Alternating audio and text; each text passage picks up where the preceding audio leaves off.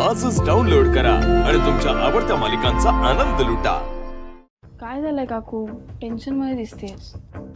शिवा, अगं आमच्या दोघांचाही तुझ्यावर पूर्ण विश्वास आहे, पण अगं आई वडील म्हणून काही गोष्टींची काळजी वाटणं साहजिक आहे ना। बरोबर आहे। सध्या ना अगं माझं आणि ह्यांचं एकाच विषयावर बोलणं सुरू आहे। काय झालंय? शिवा, अगं रॉकी त्याच्या परीक्षेत पास झाला आणि छान मार्कांनी पास झाला।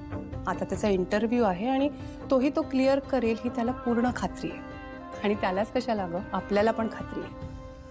पण तरीही ना काही काही गोष्टीत ना असं रॉकी इंटरव्ह्यू मध्ये पास झाला नाही तर काय, हेच वाटतंय ना? काकू, खरंच त्याची नका काळजी करू तुम्ही।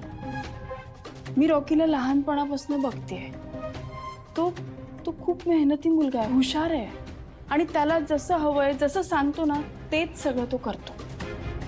तसं झालं तर ते चांगलंच आहे ग, पण तरी तुझ्या काकांचं म्हणणं ना हे बघ काकू, जे वाटतंय, जसं वाटतंय ते सगळं बोल अगं।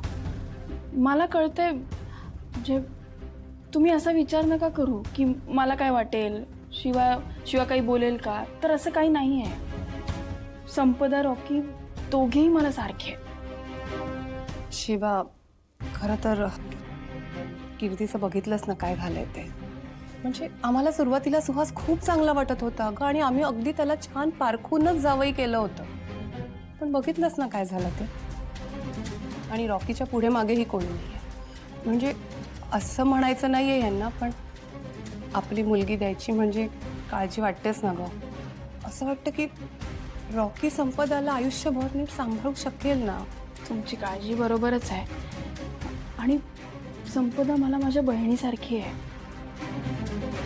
हे बघा, मी रॉकीच्या आईवडिलांना नाही ओळखत, मला नाही माहिती ते कसे दिसतात। कदाचित रॉकीलाही माहित नसेल रॉकीची फॅमिली काय, मी आणि पाना काय। तो आमच्यामध्येच वाढला, मोठा झाला। खरंच मला माहिती आहे तो कसा आहे, आणि त्यालाही माहिती आहे संपदा कशी आहे, ती कशी मोठी झाली। आणि इतकं सगळं त्याला माहीत असून तो जबाबदारी घ्यायला तयार झालाय, म्हणजे तो मोठं पाऊल घेतोय ना। मग आपण सगळ्यांनी त्याच्यावर विश्वास ठेवला पाहिजे। तो जे करतोय बरोबर करतोय असं मला वाटतं। आणि उद्या उठून तो इंटरव्ह्यू मध्ये पास झाला ना की तो स्वतः सेट होईल आणि काहीच काळजी नाही आपल्याला। पण तरी पण तुम्ही सुद्धा एकदा त्याच्याशी बोला, त्याला हे सगळं माहीत असणं गरजेचं आहे की तुम्ही काय विचार करताय। शिवा, मला याची गरज वाटतच नाहीये ग, पण ह्यांचं मन थोडं।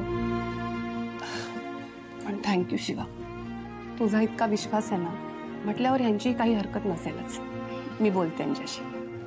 ठीक आहे, आता काळजी गेली ना, मग छान हसा आता।